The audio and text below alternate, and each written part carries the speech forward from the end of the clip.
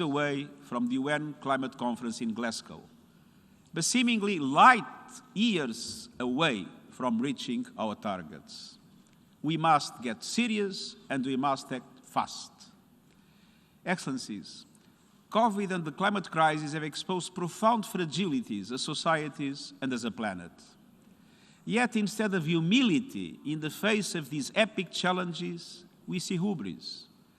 Instead of the path of solidarity, we are on a dead end to destruction. At the same time, another disease is spreading in our world today, a malady of mistrust.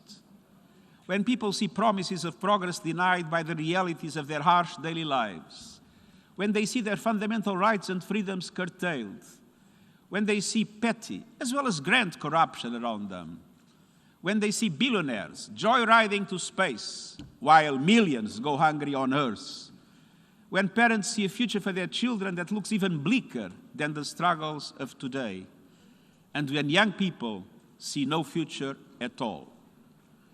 The people we serve and represent may lose faith not only in their governments and institutions, but in the values that have animated the work of the United Nations for over 75 years. Peace, human rights, dignity for all, equality, justice, solidarity.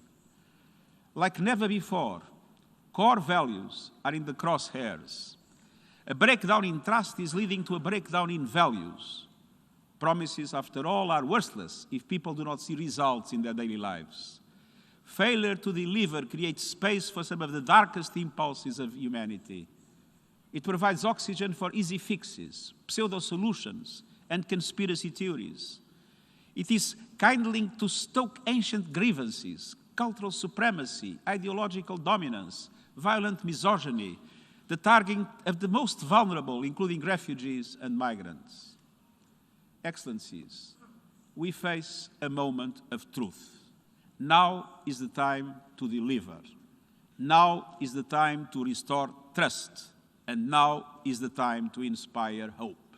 And I do have hope. The problems we have created are problems we can solve. Humanity has shown that we are capable of great things when we work together. And that is the raison d'être of our United Nations. But let's be frank. Today's multilateral system is too limited in its instruments and capacities in relation to what is needed for effective governance of managing global public goods. It is too fixed on the short term. We need to strengthen global governance. We need to focus on the future. We need to renew the social contract. And we need to ensure a United Nations fit for a new era. That is why I presented my report on our common agenda in the way I did. It provides a 360-degree analysis of the state of our world with 90 specific recommendations that take on the challenges of today and strengthen multilateralism for tomorrow. Our common agenda builds on the UN Charter, the Universal Declaration of Human Rights, the 2030 Agenda for Sustainable Development, and the Paris Climate Agreement. It is in line with the mandate I was given by the UN 75 Declaration to seek a pathway to a better world. But to reach that land of our promises, we must bridge great divides. Excellencies, I see 6 great divides, 6 Grand Canyons that we must bridge now. First, we must bridge the peace divide. For far too many around the world, peace and stability remain a distant dream. In Afghanistan, where we must boost humanitarian assistance and defend human rights, especially of women and girls. In Ethiopia, where we call on parties to immediately cease hostilities, ensure humanitarian access, and create the conditions for the start of an Ethiopian-led political dialogue. In Myanmar, people in their pursuit of democracy, peace, human rights, and the rule of law. In the Sahel, where we are committed to mobilizing international assistance for regional security, development, and governance. In places such as Yemen, Libya, and Syria, where we must overcome stalemates and push for peace. In Israel and Palestine, where we urge leaders to resume a meaningful dialogue, recognizing the two-state solution as the only pathway to a just and comprehensive peace. In Haiti and so many other places left behind, where we stand in solidarity through every step out of crisis. Excellencies, we are seeing an explosion in seizures of power by force. Military coups are back, and the lack of unity among the international community does not help. Geopolitical divisions are undermining international cooperation and limiting the capacity of the Security Council to take the necessary decisions. A sense of impunity is taking hold, and at the same time, it will be impossible to address dramatic economic and developed challenges while the world's two largest economies are at odds with each other. Yet I fear our world is creeping towards two different sets of economic, trade, financial, and technological rules, two divergent approaches in the development of artificial intelligence, and ultimately, the risk of two different military and geopolitical strategies. And this is a recipe for trouble. It would be far less predictable than the Cold War. To restore trust and inspire hope, we need cooperation, we need dialogue, we need understanding. We need to invest in prevention, peacekeeping, and peace building. We need progress on nuclear disarmament and in our shared efforts to counter terrorism. We need actions anchored in respect for human rights, and we need a new comprehensive agenda for peace. Excellencies, second, we must bridge the climate divide. This requires bridging trust between North and South. It starts by doing all we can now to create the conditions for success in Glasgow. We need more ambition from all countries in three key areas: mitigation, finance, and adaptation. More ambition on mitigation means countries committing to carbon neutrality by mid-century and to concrete 2030 emissions reductions targets that will get us there, backed up with credible actions now. More ambition on finance means developing nations finally seeing the promised $100 billion a year for climate action, fully mobilizing the resources of both international financial institutions and the private sector too. And more ambition on adaptation means developed countries living up to their promise of credible support to developing countries to build resilience to save lives and livelihoods. And this means 50% of all climate finance provided by developed countries and multilateral development banks should be dedicated to adaptation. The African Development Bank set the bar in 2019 by allocating half of its climate finance to adaptation. Some donor countries have followed their lead. All must do so. My message to every member state is this: don't wait for others to make the first move. Do your part. Around the world, we see civil society, led by young people, fully mobilized to tackle the climate crisis. The private sector is increasingly stepping up. Governments must also summon the full force of their fiscal policy-making powers to make the shift to green economies. By taxing carbon and pollution instead of people's income, to more easily make switch to sustainable green jobs. By ending subsidies to fossil fuels and freeing up resources to invest back into healthcare, education, renewable energy, sustainable food systems, and social protection for their people. By committing to no new coal plants. If all planned coal power plants become operational, we will not only be clearly above 1.5 degrees, we will be well above 2 degrees, and the Paris targets will go up in smoke. This is a planetary emergency. We need coalitions of solidarity between countries that still depend heavily on coal and countries that have the financial and technical resources to support their transition. We have the opportunity and the obligation to act. Excellencies, third, we must bridge the gap between rich and poor, within and among countries. That starts by ending the pandemic for everyone, everywhere. We urgently need a global vaccination plan to at least double vaccine production and ensure that vaccines reach 70% of the world's population in the first half of 2022. This plan could be implemented by an emergency task force made up of present and potential vaccine producers, the World Health Organization, ACT accelerator partners, and international financial institutions working with pharmaceutical companies. We have no time to lose. a lopsided recovery is deepening inequalities. Richer countries could reach pre-pandemic growth rates by the end of this year, while the impacts may last for years in low-income countries. Is it any wonder? Advanced economies are investing nearly 28% of their gross domestic product into economic recovery. For middle-income countries, that number falls to 6.5%. And it plummets to 1.8% for the least developed countries, a tiny percentage of a much smaller amount. In sub-Saharan Africa, the International Monetary Fund projects that cumulative economic growth per capita over the next 5 years will be 75% less than the rest of the world. Many countries need an urgent injection of liquidity. I welcome the issuance of $650 billion in special drawing rights by the International Monetary Fund. But these SDRs are largely going to the countries that need them least. Advanced economies should reallocate their surplus SDRs to countries in need. SDRs are not a silver bullet, but they provide space for sustainable recovery and growth. I renew also my call for a reformed and more equitable international debt architecture. The Debt Service Suspension Initiative must be extended to 2022 and should be available to all highly indebted, vulnerable and middle-income countries that request it. This would be solidarity in action. Countries shouldn't have to choose between servicing debt and serving people.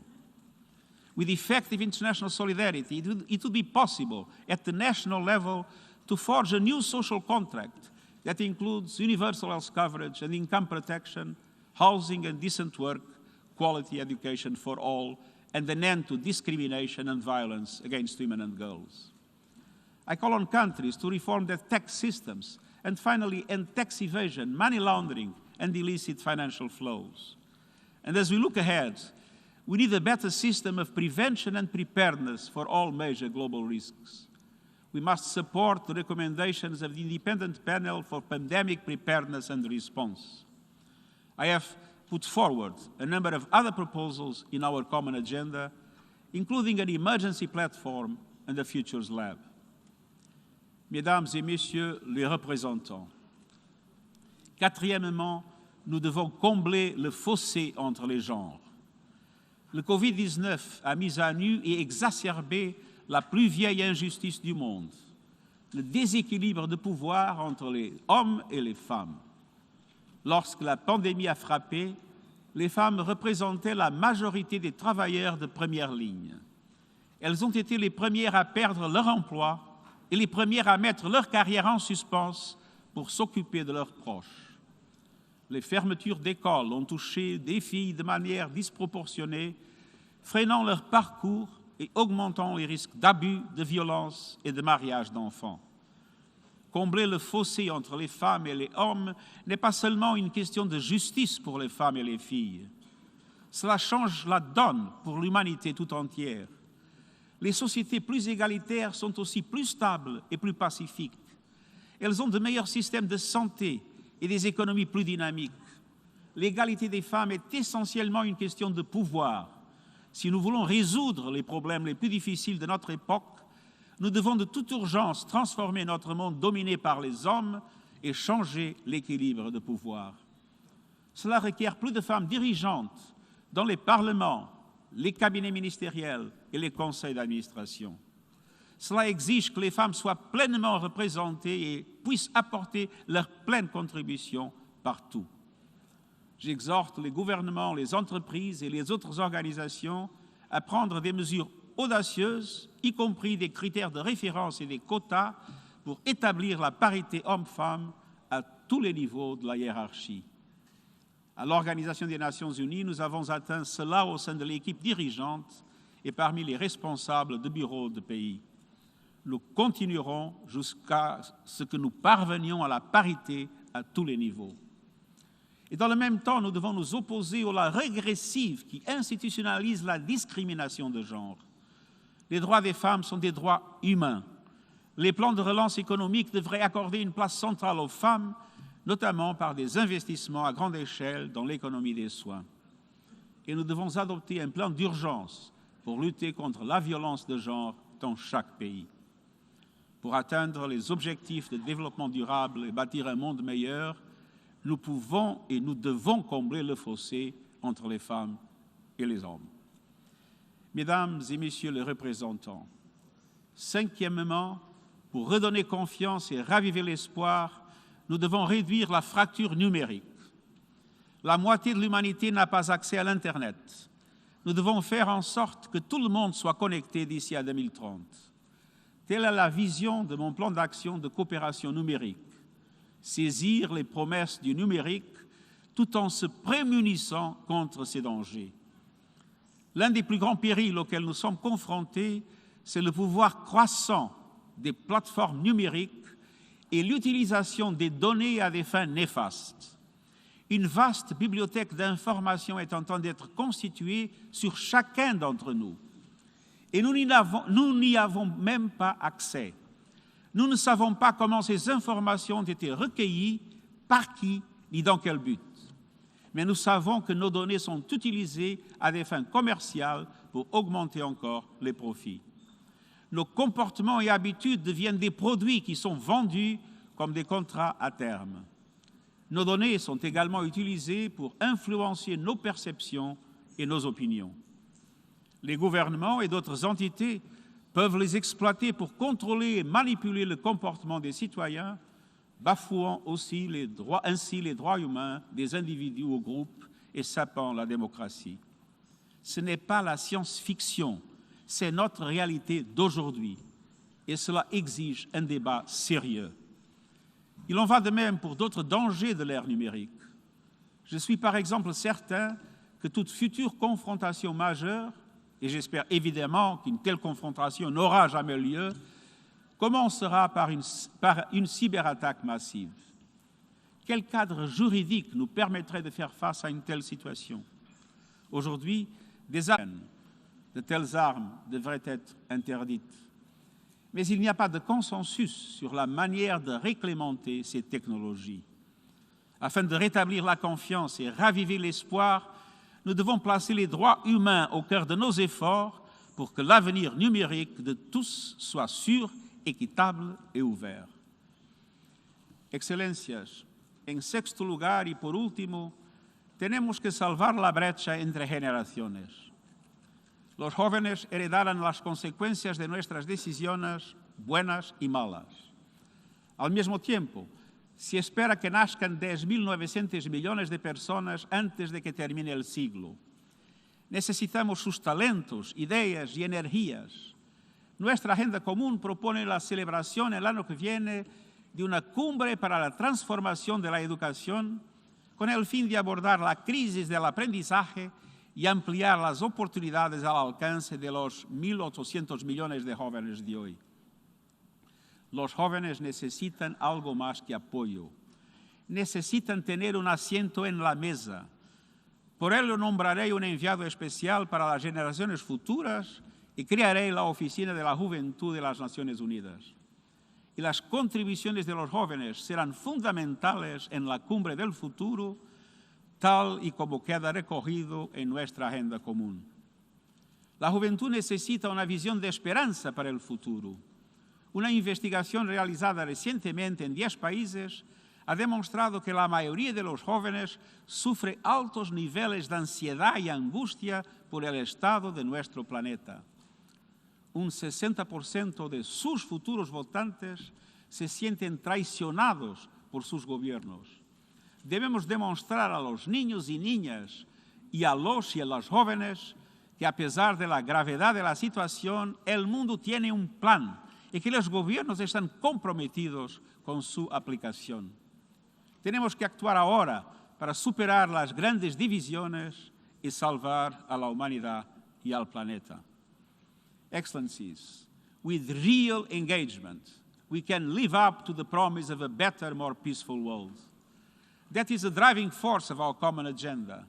The best way to advance the interests of one's own citizens is by advancing the interests of our common future. Interdependence is the logic of the 21st century. and it is the lodestar of the United Nations.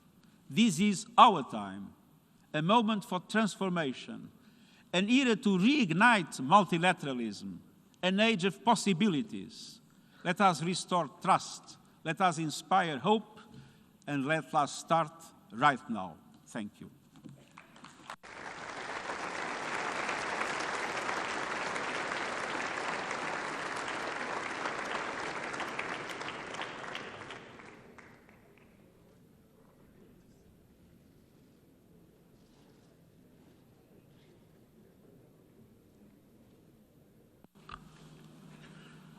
I thank the Secretary General for his presentation. The General Assembly will now turn to Agenda Item 8, General Debate. I will now deliver a statement from the rostrum.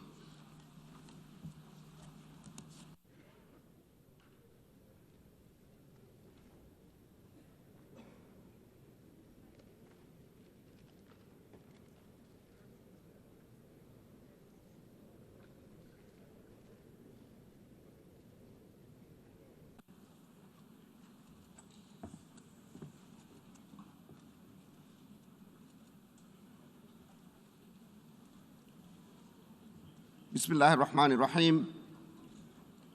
Your Excellencies, Mr. Secretary General, distinguished ministers, I am honored to welcome you all to the opening of the general debate as we kick off the high-level week of the 76th session of the United Nations General Assembly.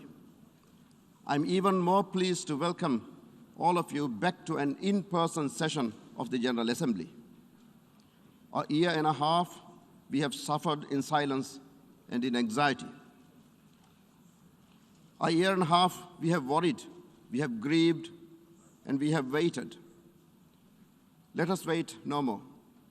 Excellencies, I would like to express my deep gratitude to His Excellency Volkan Bozkır, President of the 75th session, for his stewardship of this august General Assembly during very trying times. I would also like to thank the Secretary General for his leadership and wisdom and look forward to working with him. I must also express heartfelt gratitude to both President Ibrahim Mohamed Saleh and the people of the Maldives for putting their faith and trust in me. I'm truly humbled and deeply proud to stand as a small islander at this great podium on behalf of our people. Our country may be small, and I may be even smaller. But today we are mighty. Today we stand with giants. My standing here today in the General Assembly is a reflection of the success of President Saleh's foreign policy. Excellencies, ladies and gentlemen, we have plenty of challenges, but for just a moment, let us celebrate all that we have achieved in the past 2 years. In record time, humanity has developed multiple viable vaccines for COVID-19. Scientists and researchers from dozens of countries collaborated on a remarkable feat of human ingenuity. And the largest vaccine rollout in the history of mankind is currently underway. While certainly not without flaws, it is monumental in its undertaking. For these accomplishments alone, we should be proud. Excellencies, before I outline the 76th session and the hopeful theme I've chosen to pursue, allow me to ask you this. Where do we want to be at this time next year? What is it that we, as a people, intend to achieve over the next 12 months? From my discussions with many in this room, from social media, from the UN 75 survey, and from the Secretary General's Common Agenda report, the answer is clear. The world wants peace of mind. The people want solutions to the challenges we collectively face, and challenges are not in short supply. Fragility, conflict, COVID-19, climate change, the list goes on. These issues and more keep our citizens awake at night. They fuel a collective anxiety and a worry that things are progressively getting worse. They worry that we are not doing enough to solve the problems facing our world. And my friends, they are not wrong. We can do more. We know this in our hearts. On COVID-19, we have the vaccine, the know-how, the capacity for distribution. We lack only the political support. On climate change, we have incredible innovations in renewable energy, in adaptive technologies, and in transitioning away from fossil fuels. We lack, again, only the political support and the related financing. On conflict and instability, we have near universal desire for nuclear disarmament and non-proliferation. Yet, we falter at the finish line, leaving treaties unratified. On humanitarian concerns, we have enough food and water to provide for the planet many, many times over. Yet, there's genuine fear that we will see the return of famine and the impacts of drought. Hundreds of millions will require humanitarian assistance by year's end. My friends, there are moments in time that are turning points, and this is one such moment. We can choose a path of isolationism, of mutual destruction, of a slow retreat of human experiment, or we can forge together a new path, a sustainable and resilient path that changes the future of our planet. COVID-19 may have been a tragedy of the grandest scale, but it may also have been a canary in the coal mine, warning us of the perils we face if we continue to drag our feet, to avoid making the hard but necessary choices. Excellencies, I wholeheartedly believe in the power of humanity to overcome these challenges. You cannot live in the Maldives and face the existential threat of sea level rise without having hope on humanity. Well, that hope extends far.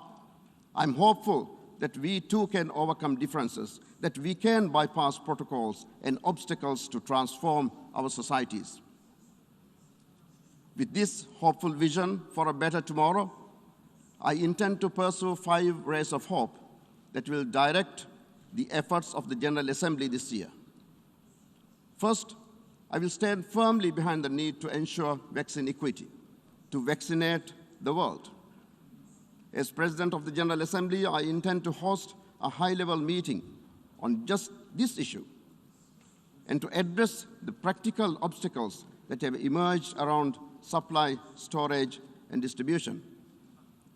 Second, on the longer-term recovery from COVID-19, I will push for a recovery that builds back better, stronger, greener, and bluer.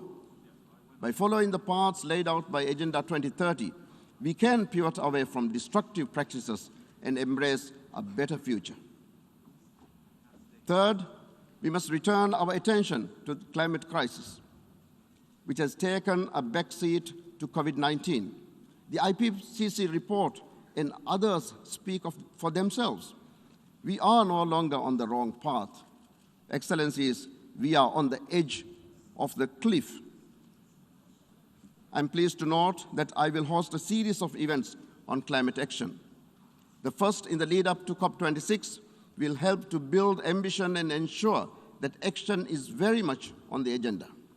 We must bridge the capacities needed to actually deliver on climate promises. It is one of the things to have innovative renewable technologies. It is an entirely different thing if a country or a community cannot absorb that technology. I believe we can close the gap. Another event later in the session will acknowledge the other major environmental efforts underway on the ocean, on desertification, on biodiversity, and will aim to address these interlocking issues during this super session on the environment. My fourth ray of hope focuses on human rights, one of the fundamental pillars of our organization.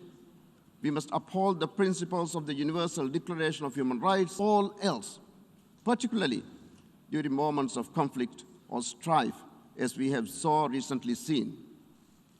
We must also endeavor to always empower and support those most vulnerable and those who have been disadvantaged. As President of the General Assembly, I'm determined to have a cross-cutting gender approach to my presidency, including advocating for a Build Back Better approach to COVID-19 that prioritizes gender-sensitive policies and initiatives. Fifth, and finally, UN reform and revitalization must continue, and it must also continue here in the General Assembly. This is not about balance of power, this is about efficiency. Every organ of the United Nations must be at its peak, must be able to deliver as it was intended to. One of the first things I will do in this regard is to listen to our constituents by engaging better with the civil society organizations and by bringing more youth on board, such as through our Youth Fellowship Program. We will hear about the priorities that matter to people and come to know new ways that the General Assembly can make a difference. Excellencies, ladies and gentlemen, allow me to remind you of what this hall represents. Out of the ashes of the greatest war, of the greatest atrocities of human history, we came together and agreed to collaborate to tackle the challenges we face. For the 7+ billion constituents around the world, this is what they see when they think of the United Nations. Iconic world leaders standing before a marble green backdrop, debating not whether to help, but how to help. Let us not let them down. We have never been so technologically advanced. We have never been so connected. We have never had the wealth, the resources, or the know-how that we have now. There's nothing in our path to stop us but ourselves. Let us be the United Nations that people want us to be.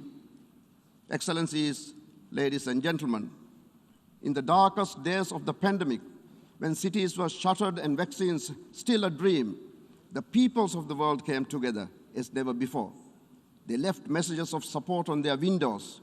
They sang for each other from balconies. They clapped in the evenings for their frontline workers, their heroes. They prayed in unison, asking for that miracle that could give us back the normalcy that we took for granted. It was hope and a sense of shared humanity that allowed them to do this. Let us give them hope now. I thank you.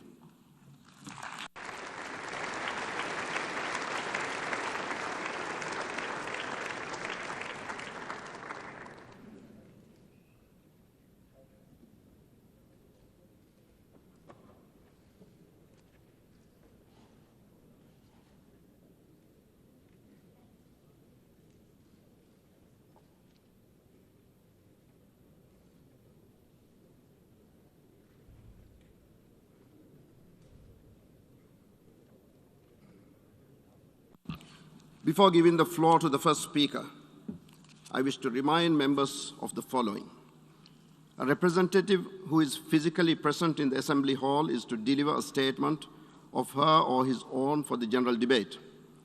Alternatively, pursuant to General Assembly Decision 75/573 of 14th July 2021, and without setting a precedent for future general debates, each member state, observer state, and the European Union may submit a pre-recorded statement which will be played in the Assembly Hall after introduction by their representative who is physically present in the Assembly Hall. Introduction of the pre-recorded statements will be made by delegations from their national seats. In accordance with the same decision, in addition to the verbatim records, the President of the General Assembly will circulate as a document of the Assembly a compilation of document of the statements delivered by means of pre-recorded statements submitted to the President no later than the day on which the pre-recorded statement was played in the Assembly Hall. And such pre-recorded statements will be attached to the verbatim records of the meetings. Submissions in this regard should be made to e-statements@un.org. The list of speakers for the general debate has been established on the basis that statements should be no longer than 15 minutes to enable all the speakers to be heard at a given meeting.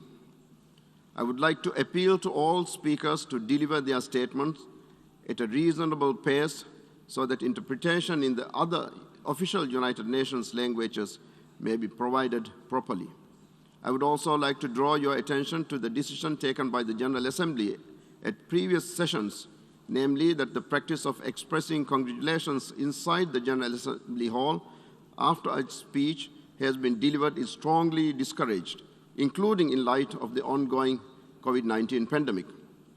After delivering their statements from the rostrum, speakers are invited to exit the General Assembly hall through room GA 200, located behind the podium, before returning to their seats. May I take it that the General Assembly agrees to proceed accordingly during the general debate of the 76th session? It is so decided.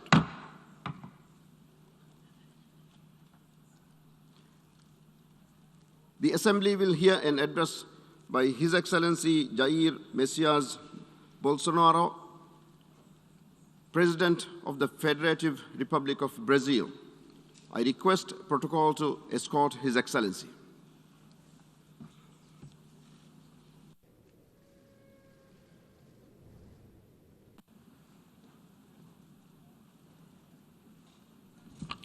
On behalf of the General Assembly, I have the honor to welcome to the United Nations His Excellency Jair Messias Bolsonaro, President of the Federative Republic of Brazil, and to invite him to address the Assembly. Ok. Bom dia a todos. Senhor Presidente da Assembleia Geral, Abdullah Shahid, Senhor Secretário-Geral das Nações Unidas, Antônio Guterres, senhores chefes de Estado e de Governo e demais chefes de delegação, senhoras e senhores, é uma honra abrir novamente a Assembleia Geral das Nações Unidas. Venho aqui mostrar o Brasil diferente daquilo publicado em jornais ou visto em televisões. O Brasil mudou e muito depois que assumimos o governo em janeiro de 2019. Estamos há 2 anos e 8 meses sem qualquer caso concreto de corrupção. O Brasil tem um presidente que acredita em Deus, respeita a Constituição, valoriza a família e deve lealdade ao seu povo. Isso é muito. É uma sólida base se levarmos em conta que estávamos à beira do socialismo. Nossas estatais davam prejuízos de bilhões de dólares no passado. Hoje são lucrativas. Nosso Banco de Desenvolvimento era usado para financiar obras em países comunistas, sem garantias. Quem honrava esses compromissos era o próprio povo brasileiro. Tudo isso mudou.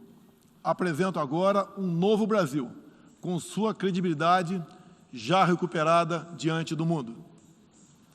O Brasil possui o maior programa de parceria de investimentos com a iniciativa privada de sua história. Programa que já é uma realidade e está em franca execução. Até aqui foram contratados 100 bilhões de dólares de novos investimentos e arrecadados 23 bilhões de dólares em outorgas. Na área de infraestrutura, leiloamos para a iniciativa privada 34 aeroportos e 29 terminais portuários. Já são mais de 6 bilhões de dólares em contratos privados para novas ferrovias. Introduzimos o sistema de autorizações ferroviárias, o que aproxima nosso modelo ao americano. Em poucos dias, recebemos 14 requerimentos de autorizações para novas ferrovias, com quase 15 bilhões de dólares em investimentos privados.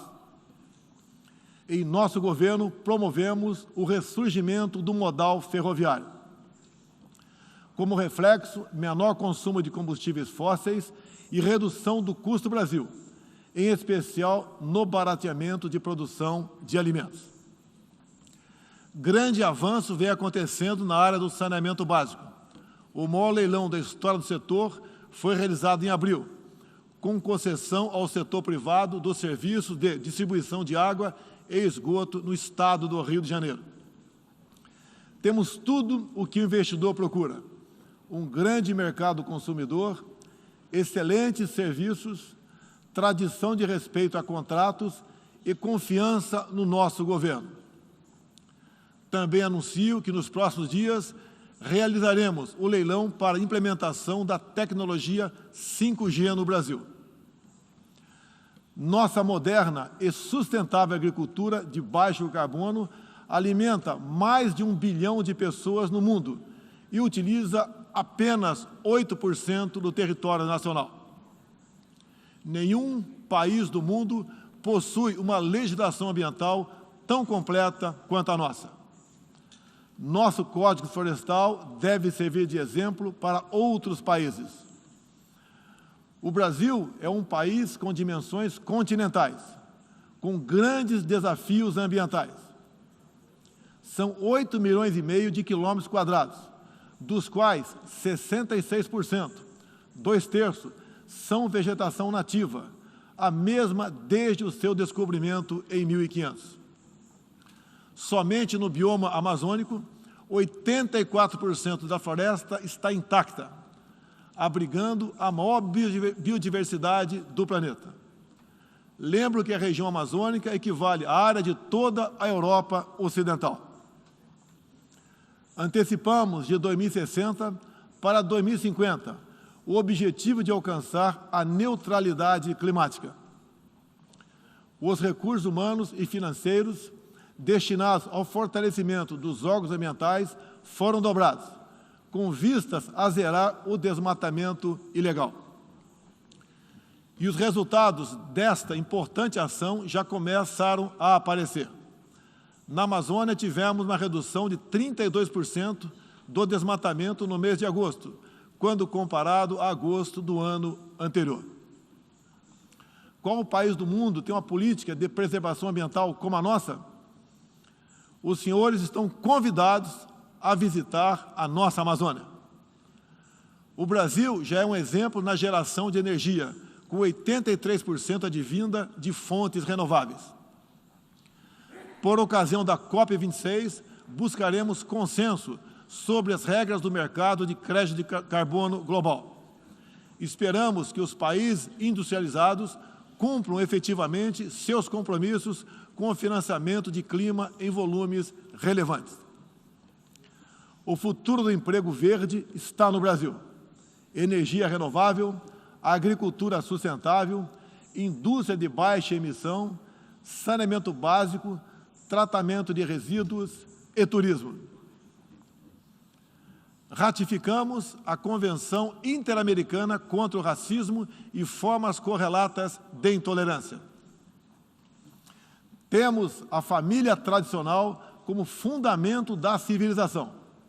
E a liberdade do ser humano só se completa com a liberdade de culto e de expressão.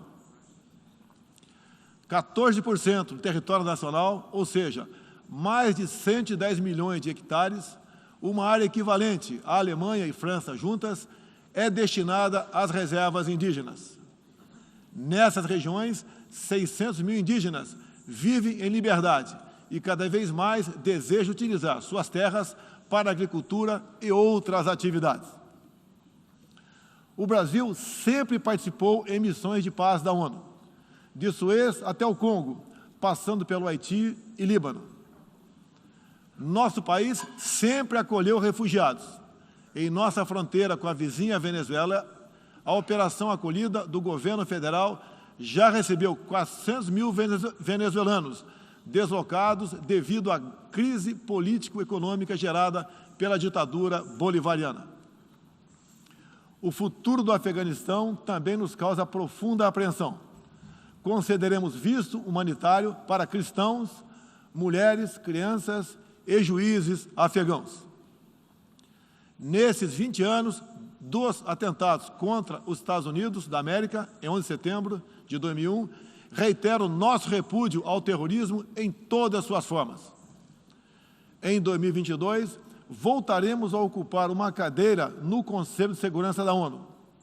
Agradeço aos 181 países e um universo de 190 que confiaram no Brasil.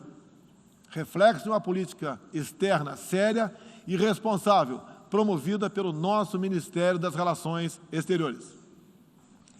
Apoiamos uma reforma do Conselho de Segurança da ONU, onde buscamos um assento permanente. A pandemia pegou a todos de surpresa em 2020. Lamentamos todas as mortes ocorridas no Brasil e no mundo. Sempre defendi combater o vírus e o desemprego de forma simultânea e com a mesma responsabilidade. As medidas de isolamento e lockdown deixaram um legado de inflação, em especial nos gêneros alimentícios no mundo todo.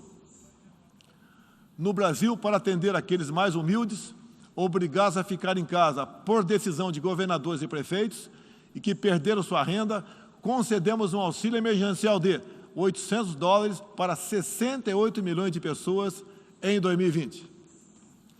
Lembro que terminamos 2020, ano da pandemia, com mais empregos formais do que em dezembro de 2019, graças às ações do nosso governo com programas de manutenção de emprego e renda que nos custaram cerca de 40 bilhões de dólares. Somente nos primeiros 7 meses deste ano, criamos aproximadamente 1.800.000 novos empregos. Lembro ainda que o crescimento para 2021 está estimado em 5%. Até o momento, o governo federal distribuiu mais de 260 milhões de doses de vacinas e mais de 140 milhões de brasileiros já receberam, pelo menos, a primeira dose, o que representa quase 90% adulta. 80% da população indígena também já foi totalmente vacinada. Até novembro, todos que escolheram ser vacinados no Brasil serão atendidos. Apoiamos a vacinação. Contudo, o nosso governo tem se posicionado contrário ao passaporte sanitário ou a qualquer obrigação relacionada à vacina. Desde o início da pandemia, apoiamos a autonomia do médico na busca do tratamento precoce, seguindo recomendação do nosso Conselho Federal de Medicina. Eu mesmo fui um desses que fez tratamento inicial. Respeitamos a relação médico-paciente na decisão da medicação a ser utilizada e no seu uso off-label.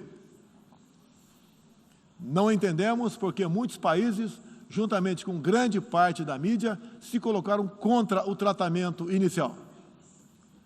A história e a ciência saberão responsabilizar a todos. No último 7 de setembro, data da nossa independência, milhões de brasileiros, de forma pacífica e patriótica, foram às ruas, na maior manifestação de nossa história. Mostrar que não abre mão da democracia, das liberdades individuais e de apoio ao nosso governo. Como demonstrado, o Brasil vive novos tempos. Na economia, temos um dos melhores desempenhos entre os emergentes. Meu governo recuperou a credibilidade externa e hoje se apresenta como um dos melhores destinos para investimentos. É aqui, nesta Assembleia Geral, que vislumbramos um mundo de mais liberdade, democracia, prosperidade e paz. Que Deus abençoe a todos.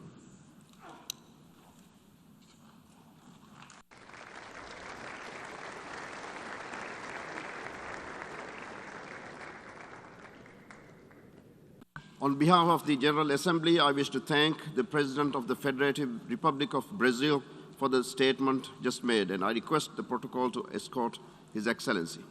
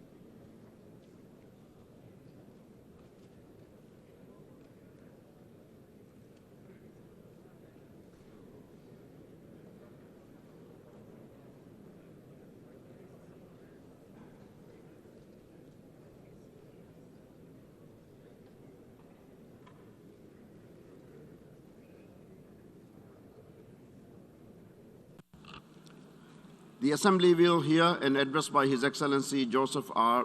Biden, Jr., President of the United States of America. I request protocol to escort His Excellency.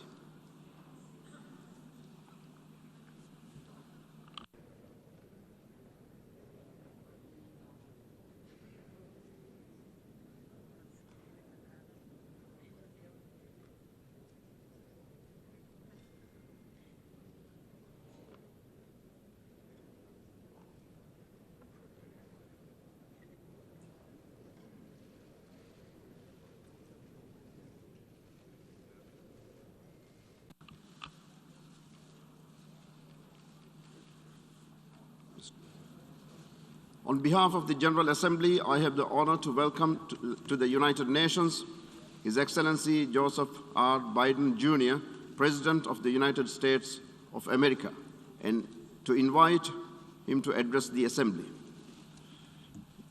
Mr. President, Mr. Secretary General, my fellow delegates, to all those who dedicate themselves to this noble mission of this institution, it's my honor to speak to you for the first time as President of the United States.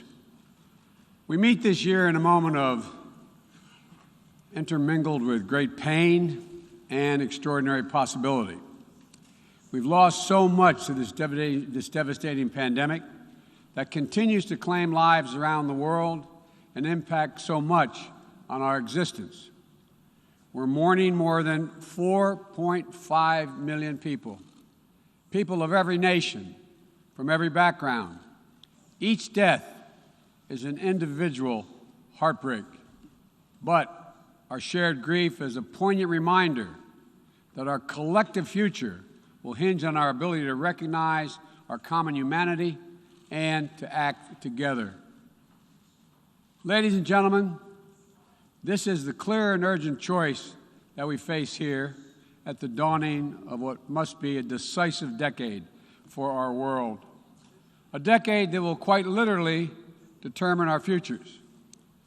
As a global community, we're challenged by urgent and looming crises, wherein lie enormous opportunities if we can summon the will and resolve to seize these opportunities.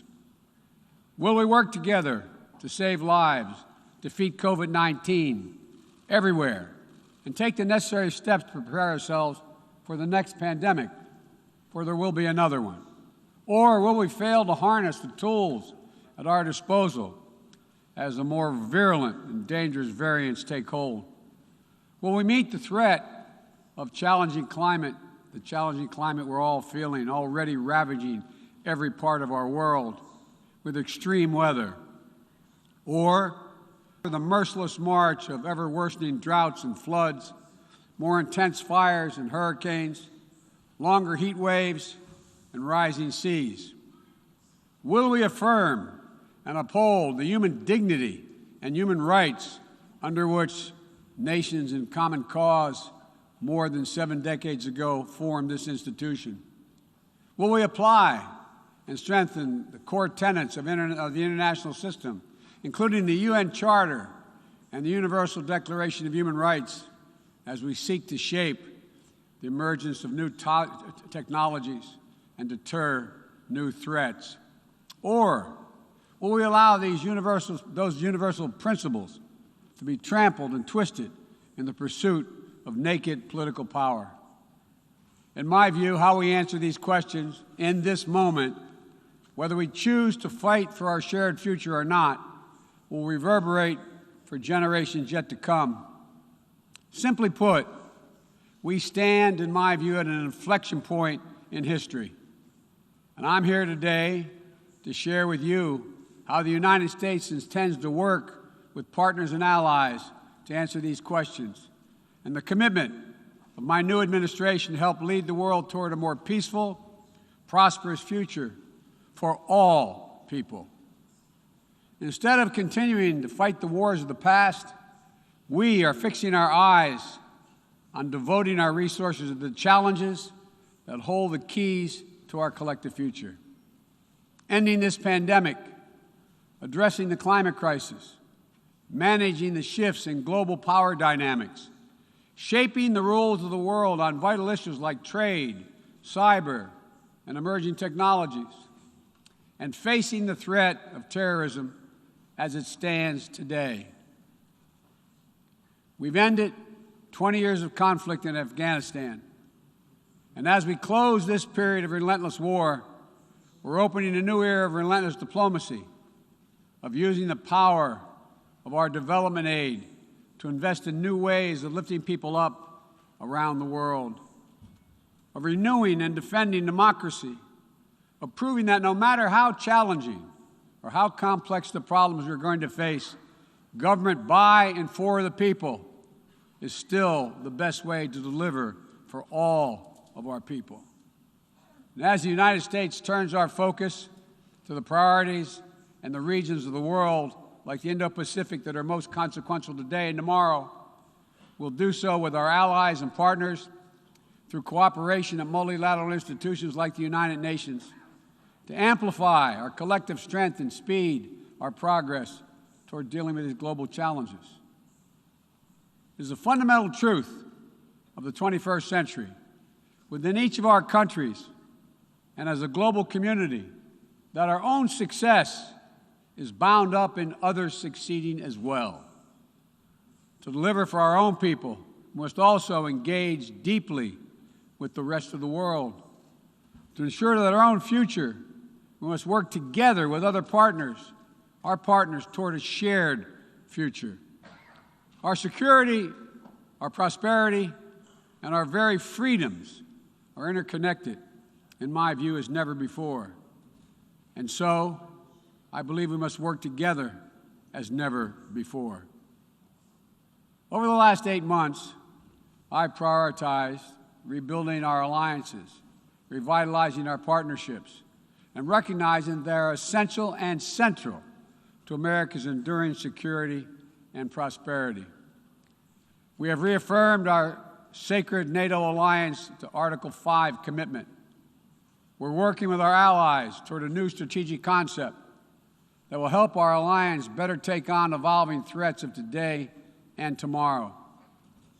We renewed our engagement with the European Union, a fundamental partner in tackling a full range of significant issues facing our world today. We elevated the Quad partnership among Australia, India, Japan, and the United States to take on challenges ranging from health security to climate to emerging technologies. We're engaging with regional institutions from ASEAN to the African Union to the Organization of American States to focus on people's urgent needs for better health and better economic outcomes. We're back at the table in international forums, especially the United Nations, to focus attention and to spur global action on shared challenges. We are re-engaged at the World Health Organization and working in close partnership with COVAX to deliver life-saving vaccines around the world. We rejoined the Paris Climate Agreement, and we're running to retake a seat in the Human Rights Council next year at the UN. And as the United States seeks to rally the world to action, we will lead not just with the example of our power, but, God willing, with the power of our example. Make no mistake, the United States will continue to defend ourselves, our allies, and our interests against attack, including terrorist threats, as we prepare to use force, if any is necessary. But to defend our vital U.S. national interest, including against ongoing and imminent threats. But the mission must be clear and achievable, undertaken with informed consent of the American people, and whenever possible, in partnership with our allies. U.S. military power must be our tool of last resort, not our first. And it should not be used as an answer to every problem we see around the world. Indeed, today, many of our greatest concerns cannot be solved or even addressed through the force of arms. Bombs and bullets cannot defend against COVID-19 or its future variants. To fight this pandemic, we need a collective act of science and political will. We need to act now to get shots in arms as fast as possible and expand access to oxygen, tests, treatments to save lives around the world. And for the future, we need to create a new mechanism to finance global health security that builds on our existing development assistance and global health and a global health threat council that is armed with the tools we need to monitor and identify emerging pandemics so that we can take immediate action. Already, the United States has put more than $15 billion toward the global COVID response. We've shipped more than 160 million doses of COVID-19 vaccine to other countries. This includes 130 million doses from our own supply and the first tranches of the 500 million doses of Pfizer vaccine we purchased to donate through COVAX. Planes carrying vaccines from the United States have already landed in 100 countries, bringing people all over the world a little dose of hope, as one American nurse termed it to me, a dose of hope direct from the American people, and importantly, no strings attached. And tomorrow, at the U.S.-hosted Global COVID-19 Summit, I'll be announcing additional commitments as we seek to advance the fight against COVID-19 and hold ourselves accountable around specific targets on 3 key challenges: saving lives now, vaccinating the world, and building back better. This year has also brought widespread death and devastation from the borderless climate crisis. The extreme weather events that we have seen in every part of the world, and you all know it and feel it, represent what the Secretary General has rightly called Code Red for humanity. And the scientists and experts are telling us that we're fast approaching a point of no return in a literal sense. To keep within our reach the vital goal of limiting global warming to 1.5 degrees Celsius, every nation needs to bring their highest possible ambitions to the table when we meet in Glasgow for COP26. And then to have to keep raising our collective ambition over time. In April, I announced the United States' ambitious new goal under the Paris Agreement to reduce greenhouse gas emissions from the United States by 50 to 52% below 2005 levels by 2030, as we work toward achieving a clean energy economy with net zero emissions by 2050. And my administration is working closely with our Congress to make critical investments in green infrastructure and electric vehicles that will help us lock in progress at home toward our climate goals. And the best part is, making these ambitious investments isn't just good climate policy, it's a chance for each of our countries to invest in ourselves and our own future. It's an enormous opportunity to create good-paying jobs for workers in each of our countries and to spur long-term economic growth that will improve the quality of life for all of our people. We also have to support the countries and people that will be hit the hardest and that have the fewest resources to help them adapt. In April, I announced the United States will double our public international financing to help developing nations tackle the climate crisis. And today, I'm proud to announce that we'll work with the Congress to double that number again, including for adaptation efforts. This will make the United States a leader in public climate finance, and with our added support, together with increased private capital and from other donors, we'll be able to meet the goal of mobilizing $100 billion to support climate action in developing nations. As we deal with these crises, we're also encountering a new era, an era of new technologies and possibilities that have potential to release and reshape every aspect of human existence. And it's up to all of us to determine whether these technologies are a force to empower people or to deepen repression. As new technologies continue to evolve, we'll work together with our democratic partners to ensure that new advances in areas from biotechnology to quantum computing, 5G, artificial intelligence, and more are used to lift people up, to solve problems, and advance human freedom, not to suppress dissent or target minority communities. And the United States intends to make a profound investment in research and innovation, working with countries at all stages of economic development to develop new tools and technologies to help us tackle the challenges of this second quarter of the 21st century and beyond. We're hardening our critical infrastructure against cyber attacks, disrupting ransomware networks, and working to establish clear rules of the road for all nations as it relates to cyberspace. We'll reserve the right to respond decisively to cyber attacks that threaten our people, our allies, or our interests. We will pursue new rules of global trade and economic growth that strive to level the playing field so that it's not artificially tipped in favor of any one country at the expense of others. And every nation has the right and opportunity to compete fairly. We will strive to ensure that basic labor rights, environmental safeguards, and intellectual property are protected, and that the benefits of globalization are shared broadly throughout all our societies. We'll continue to uphold the long-standing rules and norms that have formed the guardrails of international engagement for decades, that have been essential to the development of nations around the world.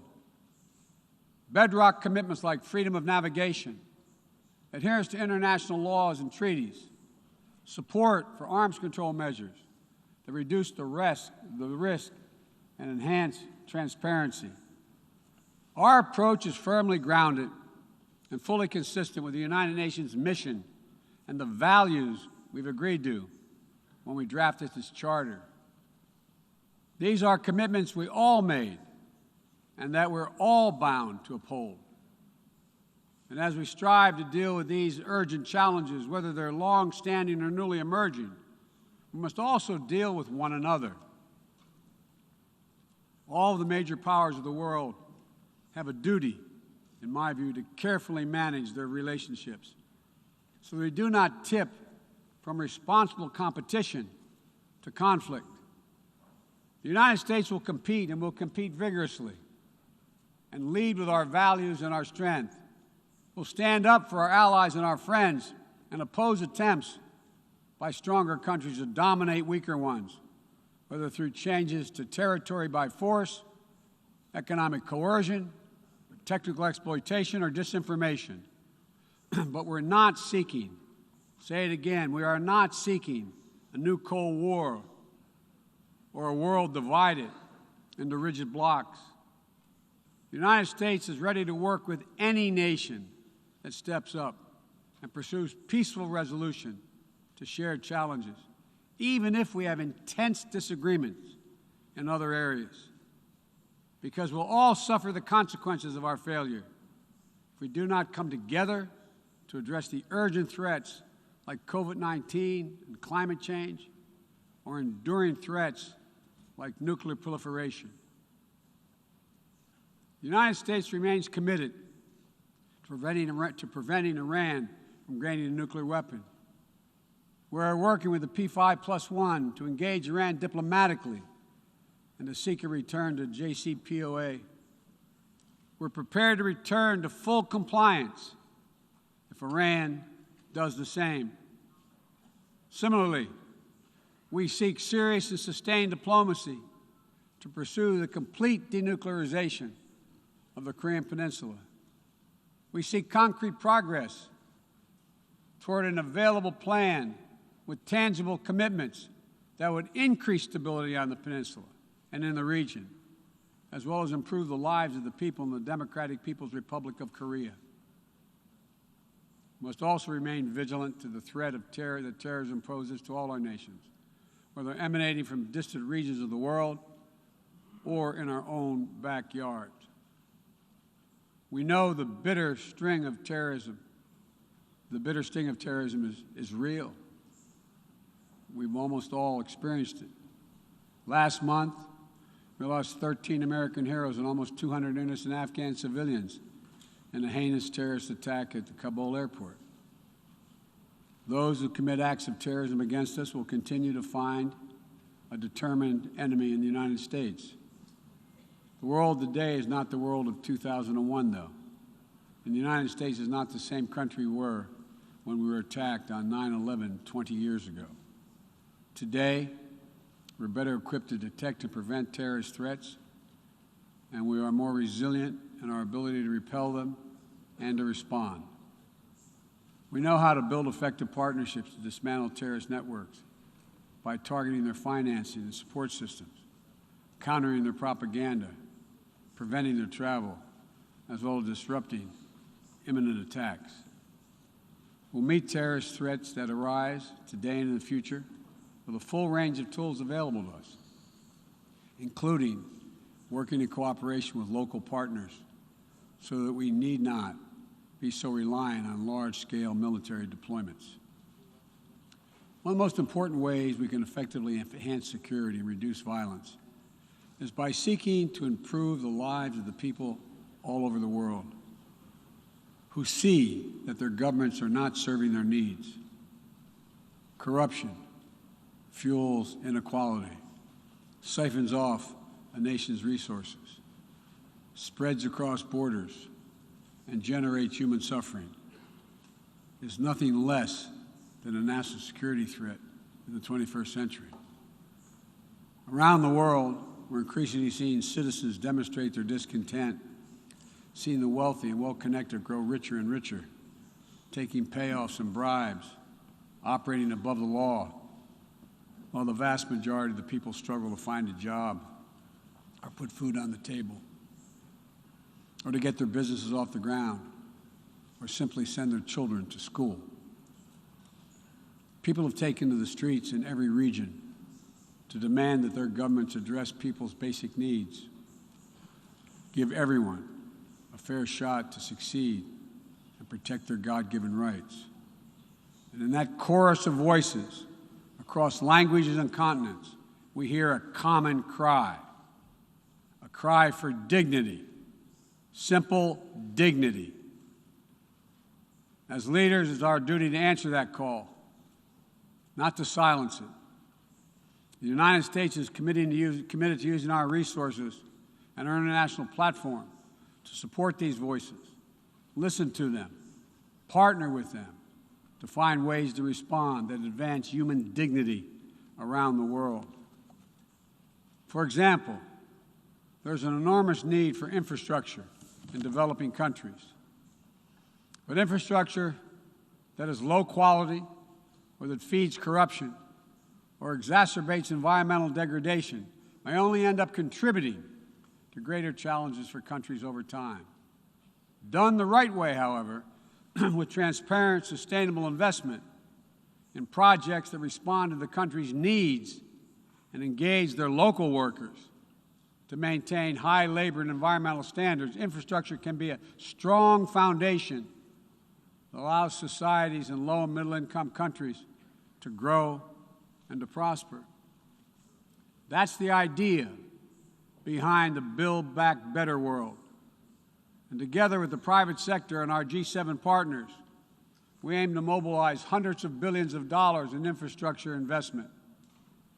We will also continue to be the world's largest contributor to humanitarian assistance, bringing food, water, shelter, emergency health care, and other vital life-saving aid to millions of people in need. When the earthquake strikes, the typhoon rages, or disaster anywhere in the world, the United States shows up. We'll be ready to help. And at a time when nearly 1 in 3 people globally do not have access to adequate food just last year, the United States is committing to rallying our partners to address immediate malnutrition and to ensure that we can sustainably feed the world for the decades to come. To that end, the United States is making a $10 billion commitment to end hunger and invest in food systems at home and abroad. Since 2000, the United States government has provided more than $140 billion to advance health and strengthen health systems, and we will continue our leadership to drive these vital investments to make people's lives better every single day. Just give them a little breathing room. And as we strive to make lives better, we must work with renewed purpose to end the conflicts that are driving so much pain and hurt around the world. We must redouble our diplomacy and commit to political negotiations, not violence, as a tool of first resort. To manage tensions around the world, we must seek a future of greater peace and security for all people of the Middle East. The commitment of the United States to Israel's security is without question, and our support for an independent Jewish state is unequivocal. But I continue to believe that a two-state solution is the best way to ensure Israel's future as a Jewish democratic state, living in peace alongside a viable, sovereign, and democratic Palestinian state. We're a long way from that goal at this moment, but we must never allow ourselves to give up on the possibility of progress. We cannot give up on solving raging civil conflicts, including in Ethiopia and Yemen, where fighting between warring parties is driving famine, horrific violence, human rights violations against civilians, including the unconscionable use of rape as a weapon of war. We'll continue to work with the international community to press for peace and bring an end to this suffering. As we pursue diplomacy across the board, the United States will champion the democratic values that go to the very heart of who we are as a nation and a people: freedom, equality, opportunity, and a belief in the universal rights of all people. It's stamped into our DNA as a nation, and critically, it's stamped into the DNA of this institution, the United States. We sometimes forget, I quote the opening words of the Universal Declaration of Human Rights, quote, "The equal and inalienable rights of all members of the human family is the foundation of freedom, justice, and peace in the world." The founding ethos of the United Nations places the rights of individuals at the center of our system. And that clarity and vision must not be ignored or misinterpreted. The United States will do our part, but will be more successful and more impactful if all of our nations are working toward the full mission to which we are called. That's why more than 100 nations united again around a shared statement, and the Security Council adopted a resolution outlining how we'll support the people of Afghanistan moving forward, laying out the expectations to which we'll hold the Taliban when it comes to respecting universal human rights. We all must advocate for women, the rights of women and girls to use their full talents, to contribute economically, politically, and socially, and pursue their dreams free of violence and intimidation. From Central America to the Middle East to Africa to Afghanistan, wherever it appears in the world. We all must call out and condemn the targeting and oppression of racial, ethnic, and religious minorities when it occurs whether it occurs in Xinjiang or northern Ethiopia or anywhere in the world. We all must defend the rights of LGBTQI individuals so they can live and love openly without fear, whether it's Chechnya or Cameroon or anywhere.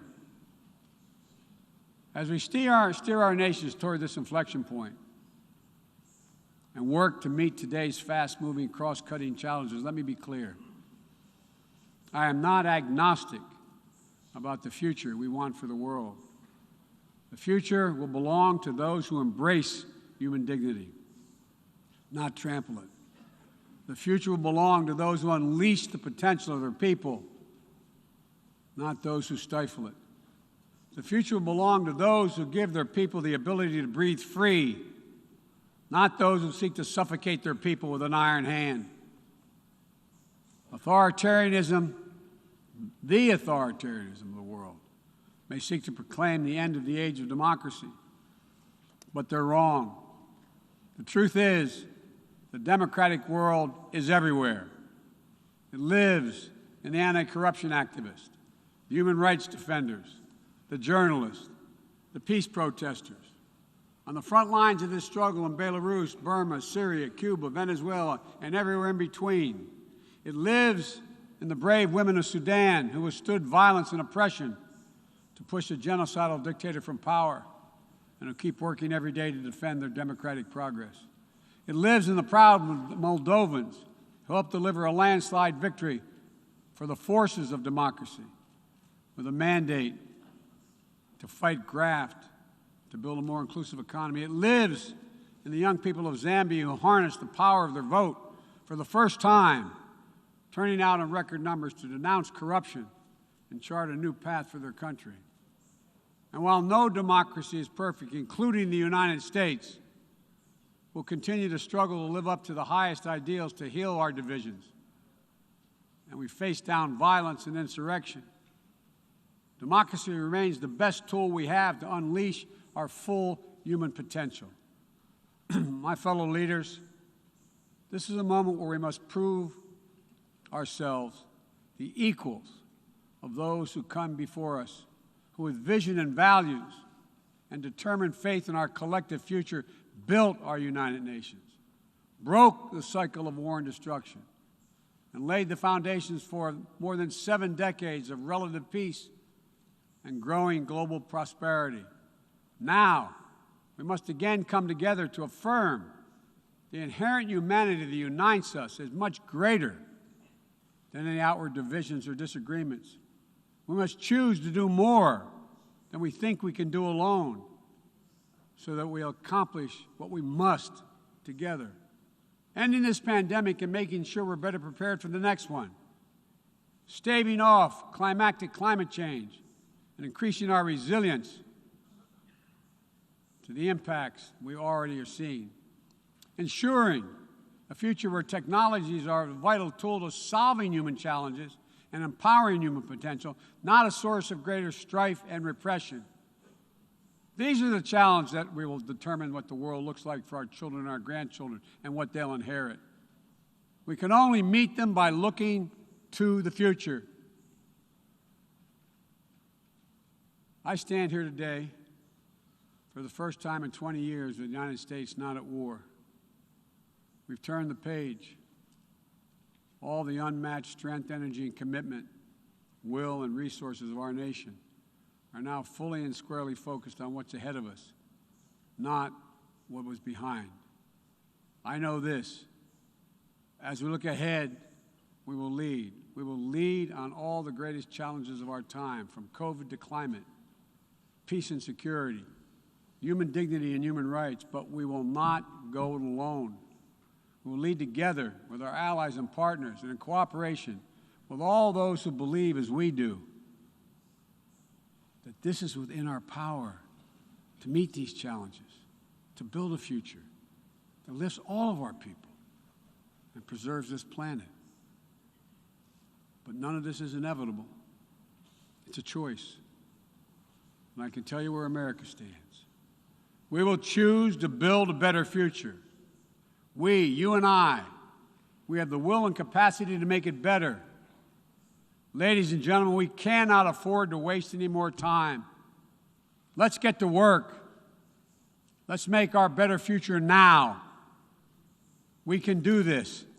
It's within our power and capacity. Thank you. God bless you all.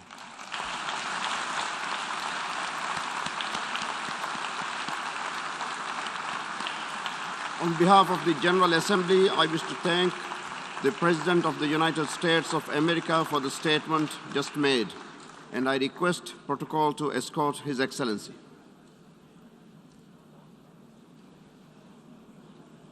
May I request representatives to remain seated while we suspend the meeting for 5 minutes before resuming to hear the next speaker.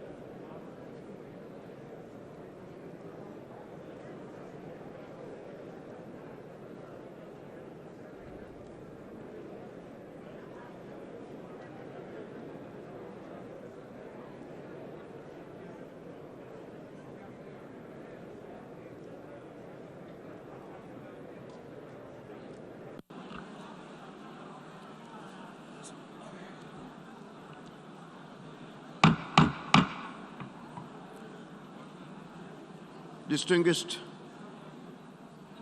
representatives, please take your seat.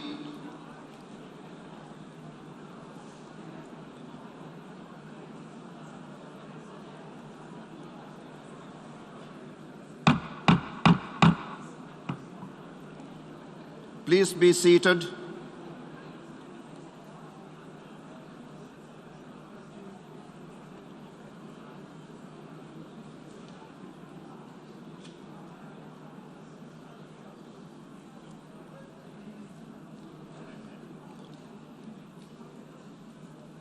The meeting is resumed. Please be seated.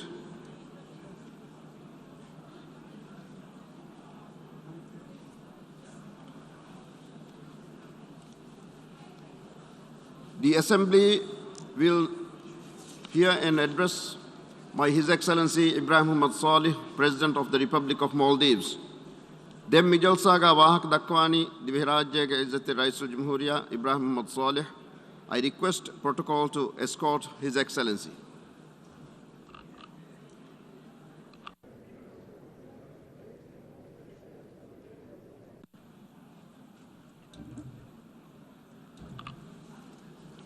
Alif Daluge Am Majlihuga Namuga, Divirajyaga Izzati Raisul Jamhuriya Alfal Ibrahim Muhammad Salih. Alif Dala Marhaba Danwang, Adi Mimadliha Mukhatab ko Wakful Dekyamak Dawat Arwak. On behalf of the General Assembly, I have the honor to welcome to the United Nations His Excellency Ibrahim Muhammad Saleh, President of the Republic of Maldives, and to invite him to address the Assembly. Bismillahirrahmanirrahim. Izzat al-Rais, Secretary General, Wadayan Tibbi Izzatirin, Assalamu alaikum. Alif Dalge Haidiha Havana Aam Majlihuge Riyasat Kamyab Kuravi Diharajya Foreign Minister Abdul Shahid. Me Divya Qawm Libuno Nuhan Materi Sharafe. Me Munasabatuga Divya Rayituna Adi Argunga Namga Hun Marhabaye Danawa. Hama Efadain Makama Alum Hoi Wadayan Alif Dalge Secretary General Barak Badi Ariskura. Izzat al-Rais, minimum dawlat ke maqam jazira rajya dibuni mige fansas ahar kuri eya ek divehin avashyagati alif dal member ka dih rajya eduma ekan hasil wadane kamge yaqeen kame eduhaku nei ei istimari bharata ludemu dia dandiwal qawmata villi minimum dia Fahuge Tarikh deki a Zama. Ei Amilla Hivara Minnatum Barutan Hindemila Etake Gaum Alang Ufankurui Ranzama. Ei Tahuziba Tamadunge Edumga Insaniyat Hashifalali Zama.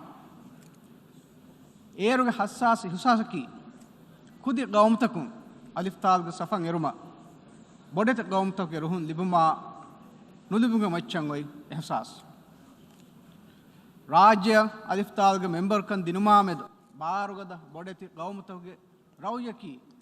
Whether a small island would qualify to meaningfully contribute to world affairs. Bainalogami Masrahuga Baspunumga Gabiliat Adiekamge Kufu Argonmegi Kibaga Hamaveto Nota Nunto Oisual. Today, 56 years since then, as President of the Republic of Maldives, I address the presidency of this General Assembly in our mother tongue. Our mother tongue, Divehin, the language we take pride in and is close to our hearts. A language that is most familiar for the presidency of this General Assembly. The Maldives may be small in size. Maldivians, however, are big in their rich culture and heritage. This is indeed a great honor for our nation. Mr. President, it is highly appropriate that your tenure at the helm of this great assembly is entitled the Presidency of Hope. Because for certain, hope is a highly desirable commodity in these difficult times.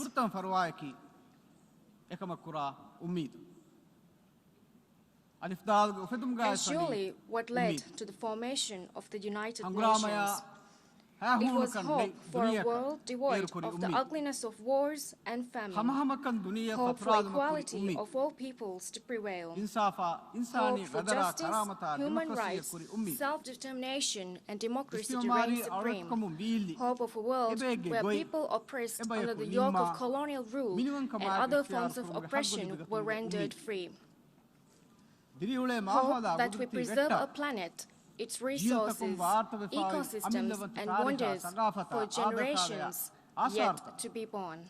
Mr. President, for the past 76 years, every year, we gather in this great hall and give speeches that inspire us to scale seemingly insurmountable odds to resolve various problems that afflict our global community. Yet, for all our achievements and success, the COVID-19 pandemic has pushed our progress back years. The adverse impacts of climate change are increasing. The steady growth of the world's population is also increasing the presence of famine.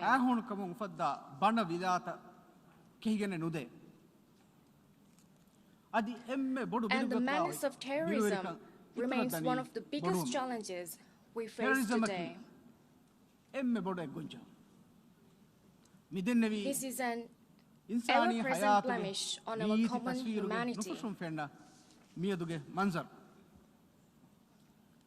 Which is why my first and foremost duty this morning would be to call on the world community to give a hope resoluteness by backing them up with effort.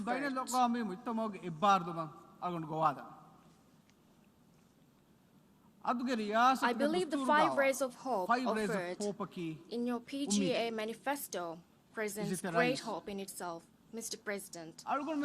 From our small island nations to the powers spanning continents, the consequences of COVID-19 have been the same.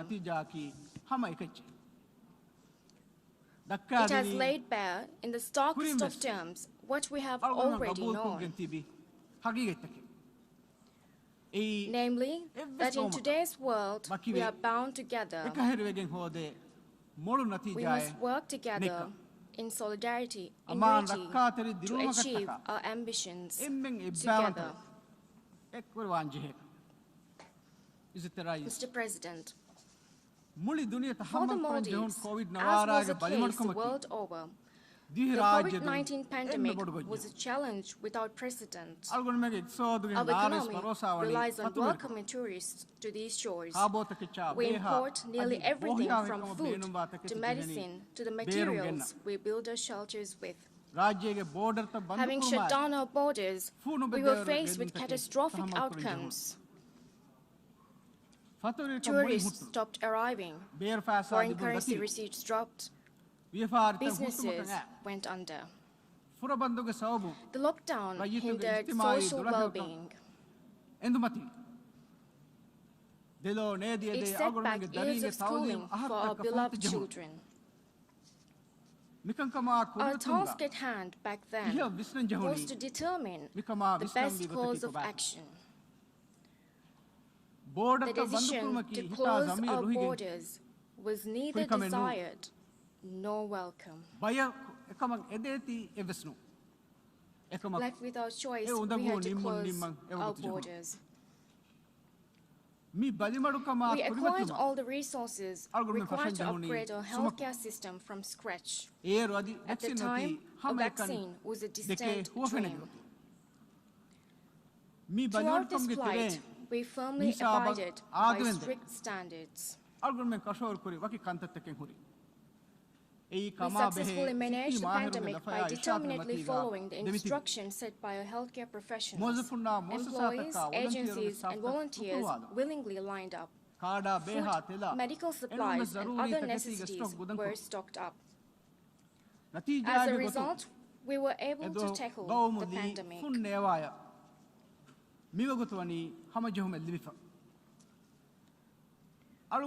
have vaccinated 95% of all school children and 85% of all residents in the Maldives.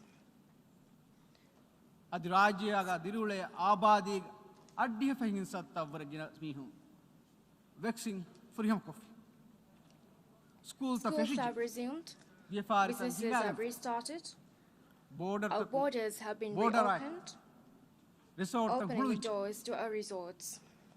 The Maldives is ready to welcome the world. The Maldives has once again become sunny side of life. Come visit us, Mr. President. COVID-19 will persist as long as it is not defeated everywhere. The key is vaccines. Vaccinating the world as soon as possible is the way we overcome.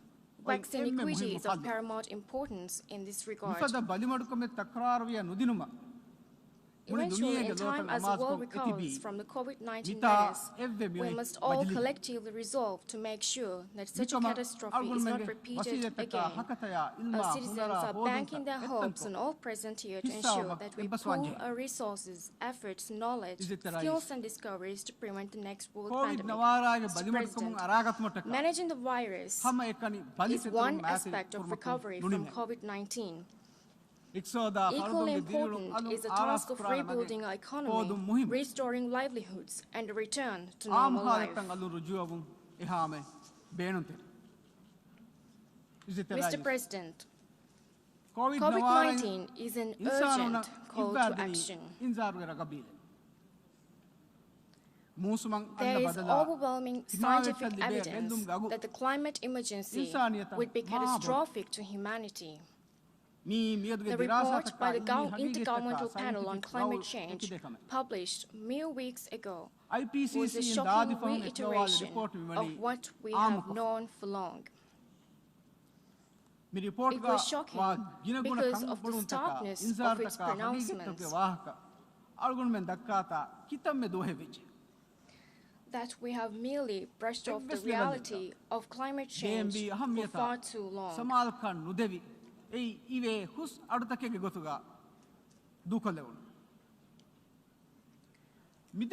wish to highlight one important aspect in this report. That the past 5 years have been the hottest on record since records started in the mid-19th century. The rate of sea level rise has tripled in comparison to the period 1901 to 1970. We have already caused a 1.1 degrees Celsius increase in warming of the planet. The recommendations are alarming given their urgency. How global emissions need to be reduced by 45% by 2030 and reach net zero by 2050 to limit warming to 1.5 degrees. दुनिया हूणु 1.5 degree Celsius का effect मटका मिहार जब बेर कुरा गेदबुली के मिंबर देहास तिरिहा हमया 40 फहंग इन सत दक्कुरंजे मियामाज़ Vasil वेवेनी देहास फंसा होगे नियदा मुली दुनिया नेट जीरो हासिल कोगे इंसानी नस्ल नतीजों cease to exist, climate vulnerable, risk of disappearing, loss of identity, ecological refugees are all phrases commonly tossed around to describe the plight of Maldivians and other island states like us would face if the current trends continue unabated.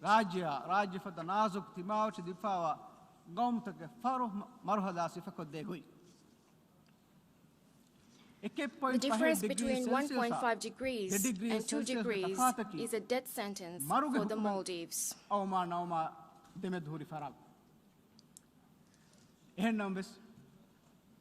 One overarching fact remains. The state of environmental ruin small island states endure now will without a doubt catch up with bigger nations sooner than later.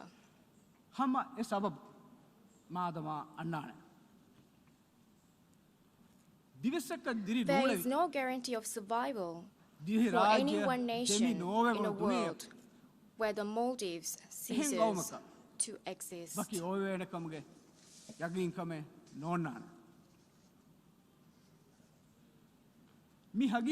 I come here today with messages that resonate closer to the heart than the cold facts presented by science.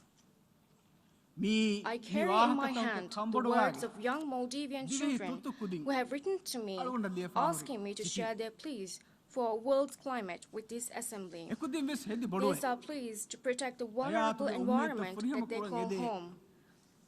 The home where they will grow up in. The home where they hope to achieve their dreams.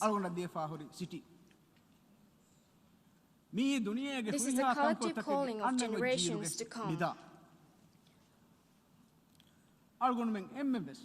We must listen. Yet we remain hopeful that the day is not lost. Addressing the climate emergency requires a break from the lackluster business as usual practices that currently dominate the global climate change regime. It requires countries to adopt more stringent measures to halt their emissions. It needs wealthy nations to help smaller nations receive the support in the form of capacity building, technology transfers, and financial resources to ramp up their defenses in the climate fight. It also requires us to give up our addiction to fossil fuels and adopt cleaner, smarter technologies for our energy use. We are determined to not passively wait on the climate front.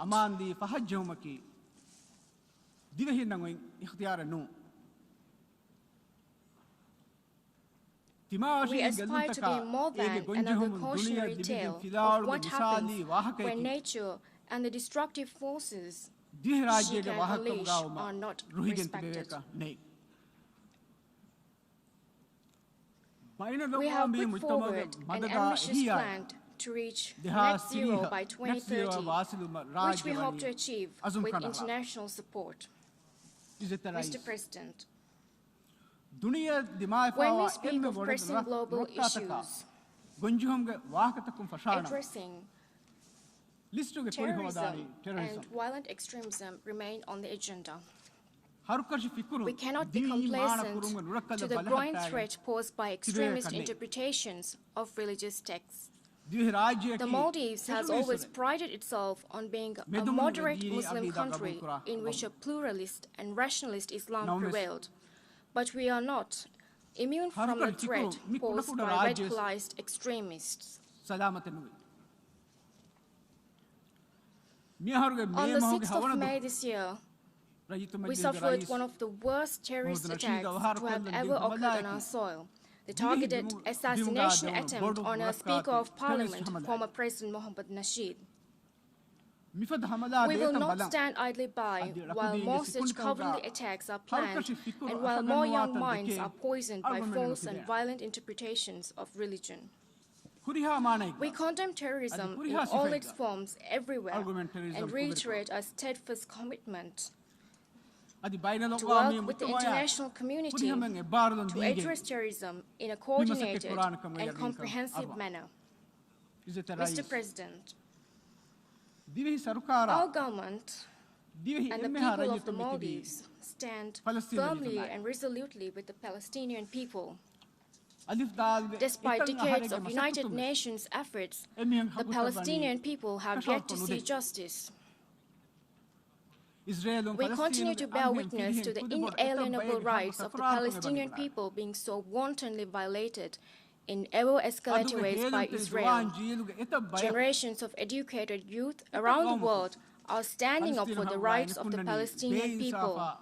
They are standing up in protest against the unjust and inhuman treatment of the Palestinian people. Despite the many resolutions of both the General Assembly and the Security Council, the rights of Palestine are minimal or non-existent. As a head of state of a small country, I am able to stand here and speak to you all today because my country is recognized as a state. What has the world got to lose by fully recognizing Palestine as an independent state? On behalf of the Maldivian people, I want the privilege extend to millions of my Palestinian brothers and sisters for them to be fully recognized by the United Nations and their individual liberties protected. I want to see a fully recognized Palestinian state with all the benefits and opportunities that membership confers. Maldivians will continue to fight for the full recognition of Palestine as an independent state. Mr. President, as a neighbor in the wider South Asia region, we are also concerned about the long-term peace and stability of Afghanistan. We want to ensure the safety of the people, the protection and realization of the rights of women and girls, and that steps are taken to form an inclusive and representative government for the people. Through these steps, Afghanistan can demonstrate its commitment to building a peaceful, durable, and thriving country. Mr. President, I believe that the United Nations still offers the best hope for humanity.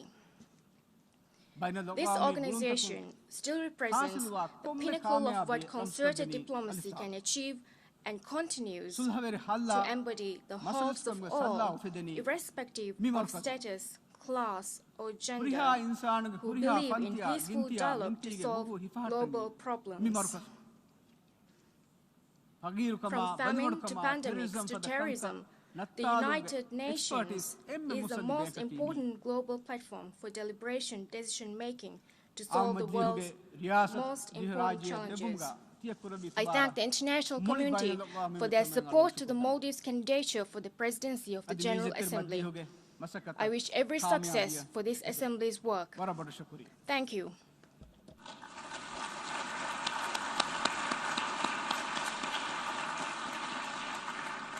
अलिफ्दाल मजलिह के आम मजलिह के नामों का द्विराज्य के rice जमहूरिया या शुक्र धन्यवाद देवी तकरीर.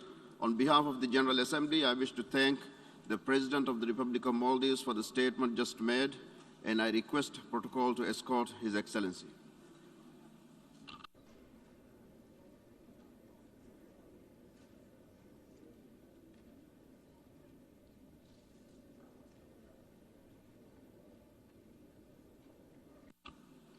The Assembly will hear an address by His Excellency Ivan Duque Marquez, President of the Republic of Colombia. I request protocol to escort His Excellency.